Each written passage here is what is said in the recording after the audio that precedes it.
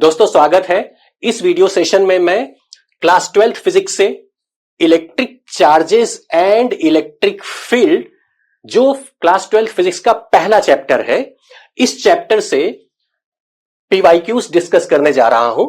और ये जो प्रीवियस ईयर के क्वेश्चन होंगे वो एक ऐसे कॉन्सेप्ट से होंगे जिसका क्वेश्चन सीबीएसई बोर्ड और जेईई मेन दोनों एग्जाम में आया हुआ है। और ये जो कॉन्सेप्ट होगा that will be filled due to uniformly charged plane sheet. ये जो सीरीज है CBSE board to JEE Main, इस सीरीज में मैं ऐसे क्वेश्चन पर डिस्कशन करता हूं जहां पर किसी एक कॉन्सेप्ट से क्वेश्चन सीबीएसई बोर्ड के पेपर में भी मिलता है और जेईई मेन के पेपर में भी मिलता है। सबसे पहले बढ़ते हैं क्वेश्चन की तरफ। सीबीएसई बोर्ड 2024 का क्वेश्चन है, two large plane sheets P1 and P2। P1 और P2 ये दो शीट्स हमें यहां पे दी गई हैं। P1 की surface charge density plus sigma है, P2 की सरफेस चार्ज डेंसिटी -3 सिग्मा है, and these plates are parallel to each other as shown in the figure. Find the net electric field at points A, B and C। Point A यहां पर है, point B दोनों plate के बीच का है, point C P2 plate second plate के right side पर है। ये तीन जगह पर, तीन पॉइंट पर हमको इलेक्ट्रिक फील्ड निकालना है। इसी कॉन्सेप्ट का दूसरा जो क्वेश्चन है that is from JEE Main 2023। Let sigma be the uniform surface charge density of the two infinite thin plane sheets shown in the figure. Then the electric fields in three different region E1, E2, E3। E1 ये जो दो plate हमें दी गई है दोनों की surface charge density same है plus sigma. और जो सेकंड रीजन है that is the region between the plates. जो रीजन 1 है that is on the left side of the plate और region 3 is on the right side of the second plate. ये दोनों question को solve करने के लिए हमें सेम कॉन्सेप्ट की जरूरत पड़ती है। हम क्वेश्चन पर बढ़े उससे पहले इसके कॉन्सेप्ट पे थोड़ी सी बात कर लेते हैं। So the concept is this कि if I have been given a plane sheet, let us say something like this. ये इनफाइनाइट प्लेन शीट है जिसकी surface charge density plus sigma है। और यदि मुझे इलेक्ट्रिक फील्ड निकालना है, लेट अस से समवेयर हियर, तो यहां पर जो इलेक्ट्रिक फील्ड का फार्मूला होता है in terms of vector will be given as sigma upon 2 epsilon naught. ये सिर्फ मैग्नीट्यूड हुआ into N cap. N cap is the unit vector. और ये जो यूनिट वेक्टर होगा, यदि सरफेस चार्ज डेंसिटी पॉजिटिव है तो electric field will be away from the plate, और यदि सरफेस चार्ज डेंसिटी नेगेटिव है तो इलेक्ट्रिक फील्ड का direction will be towards the plate. That is what this expression या फिर ये कॉन्सेप्ट कुछ इस तरह का बात हमें बताता है इन आर एनसीईआरटी। यहां पर एक नोट करने जैसी बात यह है कि ये जो इलेक्ट्रिक फील्ड है ये डिस्टेंस पे डिपेंड नहीं करता है। आप देख सकते हैं कि इसके एक्सप्रेशन में कहीं पर भी डिस्टेंस नहीं है। ये इलेक्ट्रिक फील्ड यदि मैं यहां पर निकालूं चाहे यहां पर निकालूं, इस तरफ लूं, बट उसका मैग्नीट्यूड विल रिमेन सेम। हमें ध्यान सिर्फ ये रखना है कि इसका डायरेक्शन के बारे में। यदि सरफेस चार्ज डेंसिटी आपकी नेगेटिव होगी, if it is negative surface charge density तो electric field will be towards the plate, और यदि ये पॉजिटिव है तो it is away from the plate. यदि इलेक्ट्रिक फील्ड मुझे इस पॉइंट पर निकालना है और मान लीजिए कि मैं नेगेटिव सरफेस चार्ज डेंसिटी के केस में इस इलेक्ट्रिक फील्ड को फाइंड करना चाहता हूं, तो it will be given like this. और इसका जो मैग्नीट्यूड होगा that is sigma upon 2 epsilon naught. और यहां पर मैंने सिर्फ मैग्नीट्यूड लिखा हुआ है। जब हम मैग्नीट्यूड को E is equal to sigma upon 2 epsilon naught से बता देते हैं, और जो डायरेक्शन वाला पार्ट है उसको मैं एरो से बता देता हूं। नेगेटिव सरफेस चार्ज डेंसिटी के केस में टुवर्ड्स द प्लेट, जबकि पॉजिटिव सरफेस चार्ज डेंसिटी के टर्म्स में away from the plate. That is what the concept is. अब डायरेक्शन पर भी थोड़ी सी बात करना चाहूंगा। फिजिक्स में हम जब किसी भी वेक्टर क्वांटिटी के डायरेक्शन के बारे में बात करते हैं तो डायरेक्शन को हम तीन तरीके से बताते हैं। यदि मुझे कोऑर्डिनेट एक्सिस के रेफरेंस में डायरेक्शन बताना है तो उस सिचुएशन में मैं यूनिट वेक्टर आई जे कैप या के कैप का इस्तेमाल करता हूं। हम जानते हैं कि आई कैप एक्स एक्सिस का यूनिट वेक्टर है, जबकि जे कैप वाई एक्सिस के डायरेक्शन को मेंशन करने का यूनिट वेक्टर है, के कैप जेड एक्सिस के डायरेक्शन को मेंशन करने वाला यूनिट वेक्टर है। और दूसरा जो यूनिट वेक्टर बताने का तरीका होता है वो किसी भी जनरल वेक्टर के लिए, for example I have been given let us say this is vector A, तो इसका ये जो डायरेक्शन है इसको बताने के लिए मैं ए कैप इस्तेमाल करता हूं। और जो तीसरा है that is the N cap, this is N cap. N cap का कोई अपना स्पेसिफिक स्टैंडर्डाइजेशन नहीं है। जब आप क्वेश्चन को सॉल्व कर रहे हैं तो आपको क्वेश्चन को सॉल्व करते समय या सब्जेक्टिव आंसर लिखते समय एन कैप जब भी आप इस्तेमाल कर रहे हैं तो उसका डायरेक्शन आपको वहीं पर मेंशन करना होता है कि आपने एन कैप को किस तरफ अज्यूम किया हुआ है। तो इस तरह से वेक्टर के लिए हम ज्यादातर ये 3 तरीके इस्तेमाल करते हैं। अब आते हैं अपने क्वेश्चन पर। सबसे पहला जो क्वेश्चन मैं लूंगा that will be the question from CBSE. CBSE का पहला क्वेश्चन है 2 plane sheets P1 and P2 जिसकी सरफेस चार्ज डेंसिटी हमको यहां पर बताई गई है। सबसे पहले मैं A पॉइंट पर इलेक्ट्रिक फील्ड फाइंड करने की कोशिश करूंगा। और यहां पर जैसा कि ये जो आपको यहां पर मेंशन किया गया है, इससे हमें अंदाज लग जाता है कि यहां पर जब इलेक्ट्रिक फील्ड के डायरेक्शन के बारे में हम बात करेंगे, क्योंकि इलेक्ट्रिक फील्ड एक वेक्टर क्वांटिटी है, तो मैग्नीट्यूड के साथ साथ हमें डायरेक्शन को भी बताना पड़ेगा। तो जब हम डायरेक्शन की बात करेंगे तो उसके लिए हमें आई कैप और जे कैप का इस्तेमाल करना है, जो कि प्लेन का सिचुएशन यहां पे दिया गया है। सो सबसे पहले हम ए पे बात करते हैं। ए का electric field due to the plate P1 जिसकी surface charge density plus sigma दी गई है, I will be taking because it is the positive surface charge density, तो इसीलिए P1 के कारण जो इलेक्ट्रिक फील्ड यहां पर होगा दैट विल बी, उसका जो डायरेक्शन होगा that will be away from the plate.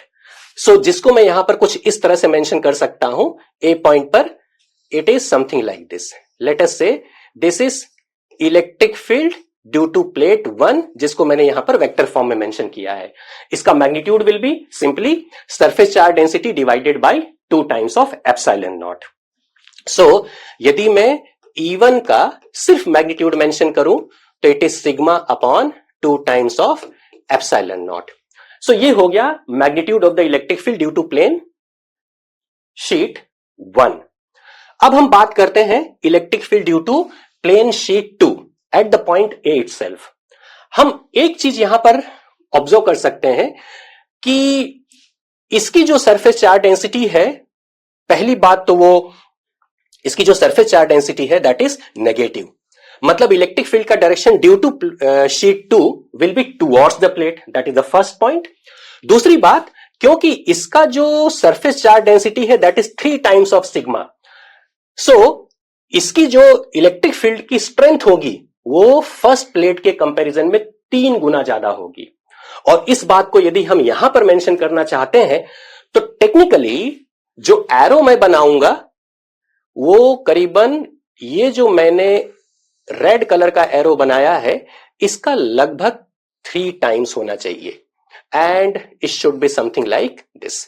इसको मैं E2 लिखूंगा, क्योंकि हम किसी भी वेक्टर क्वांटिटी के को रिप्रेजेंट करने के लिए जब एरो बनाते हैं तो एरो की जो लेंथ होती है वो उसके मैग्नीट्यूड के बारे में आइडिया हमें देती है।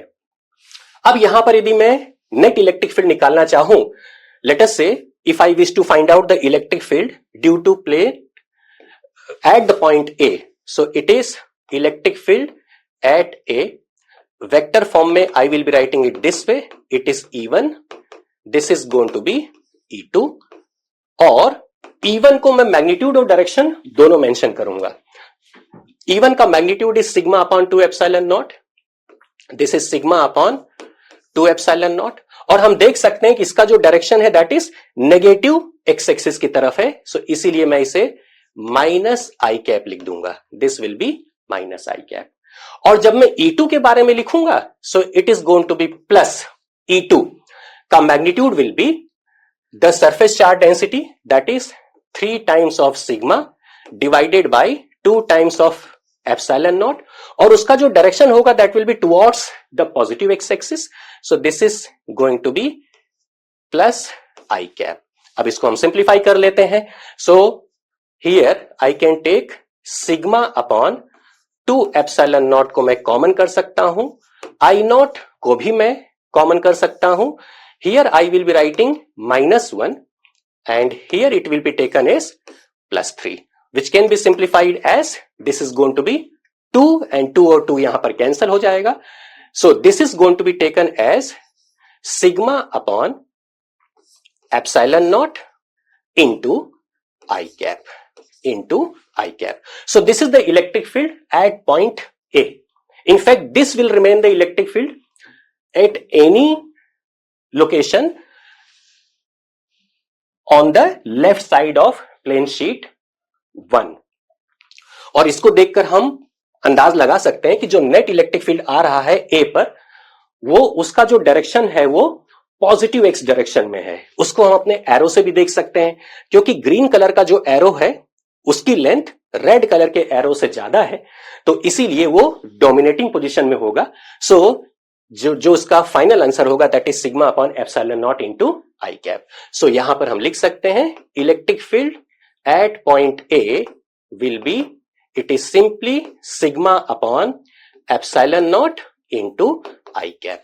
ये क्वेश्चन 3 मार्क का पूछा गया है, जिसमें से 1 mark will be given when you write the correct answer for electric field at point A, और 1 more mark you will be getting by the time you write the correct answer for the electric field at B, and last 1 mark you will be given जब आपका electric field at point C के लिए सही होता है।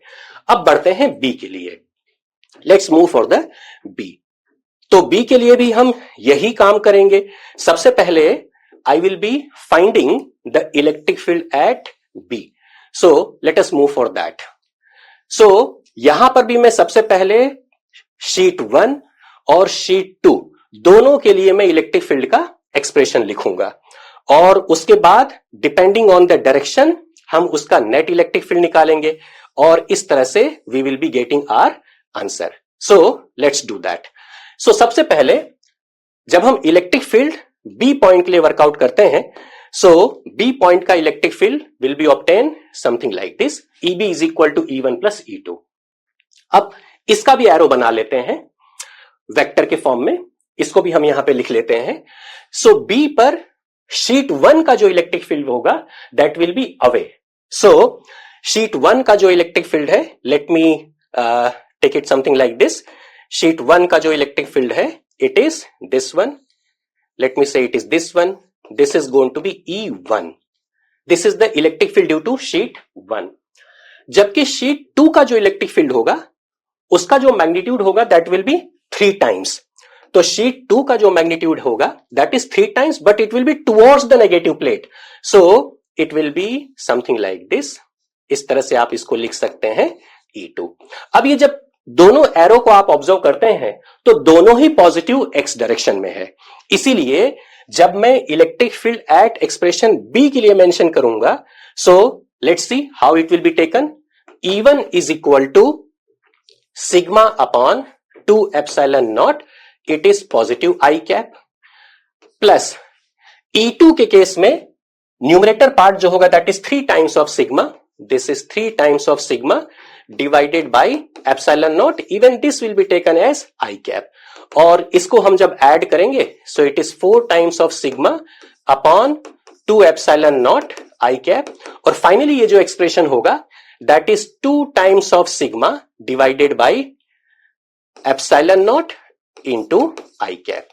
so B point पर जो electric field लिखा जाएगा that will be 2 sigma divided by epsilon naught I cap। ये हो गया मेरा सेकेंड पार्ट का आंसर।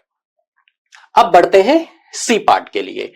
C पर यदि मुझे इलेक्ट्रिक फील्ड निकालना है तो जैसा हमने यहां पर लिखा है उसी तरह से हम C के लिए भी एरो बना लेंगे, और उसके बाद उसके नेट इलेक्ट्रिक फील्ड का हम एक्सप्रेशन लिख लेंगे. So let us do the same thing here. अभी तक बात आपको काफी कुछ हद तक समझ में आ गई होगी.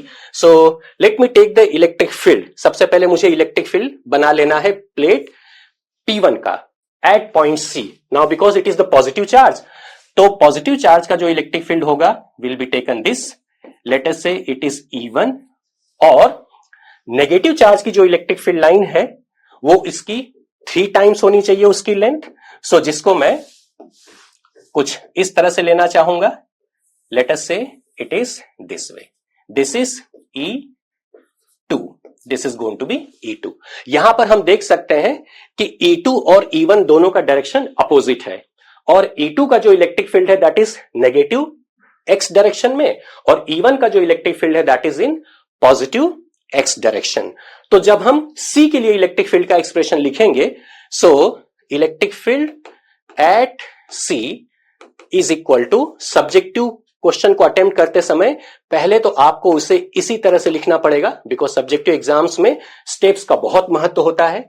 सो it is going to be E1 plus E2. E1 will be taken as sigma upon 2 epsilon naught, और ये पॉजिटिव x डायरेक्शन में है, and plus E2. When we go for E2, this is going to be 3 times of sigma divided by 2 epsilon naught. It is minus I cap, जिसको मैं simplify कर सकता हूं. It is sigma upon 2 epsilon not. I not को मैं common कर देता हूं. So this is going to be 1 minus 3, and this is going to be minus sigma upon epsilon not into i cap. So E C का जो सही answer होगा that is minus sigma upon epsilon not into i cap. हम देख सकते हैं कि C का जो नेट इलेक्ट्रिक फील्ड है that is in the negative X direction, जो कि फिगर से भी दिख रहा है, because E2 is in dominating position in comparison to E1. So this is the answer for the question. इतना आंसर आप यदि सिस्टमैटिकली लिखते हैं तो you will be given 3 marks in the CBSE board exam. अब इसी कॉन्सेप्ट पर JEE का क्वेश्चन ले लेते हैं. सो जेई का जो क्वेश्चन है उसमें सिर्फ 2 प्लेन शीट आपको दी गई है, और ये जो 2 प्लेन शीट दी गई है दोनों की सरफेस चार्ज डेंसिटी आपको सेम दी गई है. This is the region 1, this is region 2, this is region 3.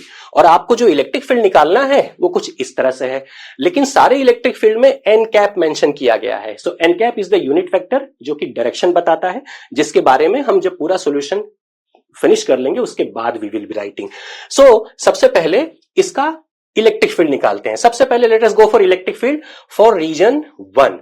Electric field for region 1 is equal to, this is going to be, ये पॉजिटिव सरफेस चार्ज डेंसिटी है, तो यहां पर फर्स्ट प्लेट का जो इलेक्ट्रिक फील्ड होगा, let us say this is going to be plate A, इसको ले लेते हैं प्लेट B. यहां पर फर्स्ट प्लेट का जो इलेक्ट्रिक फील्ड होगा that will be away from the plate. This is going to be EA. We will mention it like this. उसी तरह से बी प्लेट का जो इलेक्ट्रिक फील्ड होगा that also will be away from the plate. इसको मैं लिख सकता हूं EB. It is this way. ध्यान रहे यहां पर दोनों एरो की लेंथ को मैंने सेम रखा हुआ है. क्यों? क्योंकि दोनों की सरफेस चार्ज डेंसिटी सेम होती है, और प्लेन शीट के केस में, पर्टिकुलर इस केस में, जो इलेक्ट्रिक फील्ड हम निकालते हैं वो डिस्टेंस से इंडिपेंडेंट होता है. So when we write for E1, it is going to be simply EA